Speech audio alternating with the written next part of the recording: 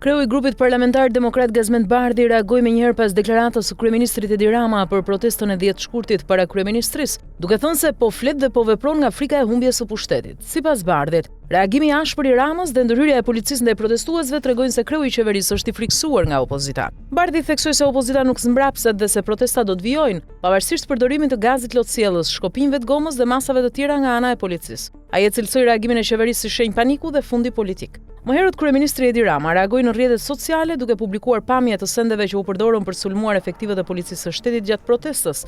Ai theksoi se përballja politike do të zgjidhet në zgjedhje dhe se qeveria do të vijojë agjendën e saj përfshir objektivin për integrimin e vendit në BE deri në vitin 2030. Edi Rama sot foli si të gjithë diktatorët që duan ta mbajnë pushtetin me dhunë. Qetësia dhe siguria e tij janë zhdukur nga frika dhe paniku. Edhe reagimi sadist i policisë mbrëm kundër njerëzve të lirë, qytetarëve, deputetëve të miturve reflektoi frikën e Edi Ramës për humbjen e pushtetit. Edi Rama ka frikë se njerëzit nuk heshtin më, frikë se ata nuk tërhiqen, frikë se opozita nuk zbrapset. Është një aksion e përshkruar. Kur pushteti fillon të veprojë me mllef, urrejtje dhe armiqësi ndaj kundërshtarëve, politika i po ndjen fundin. Por e siguroi Edi Ramës se vendosmëria e njerëzve të lirë dhe opozitës nuk shuhet as me ujë me piper, as me gaz lotësiellës, as me shkopinj gome. Protestat do të vazhdojnë sepse asgjë nuk e ndal dot më ndryshimin.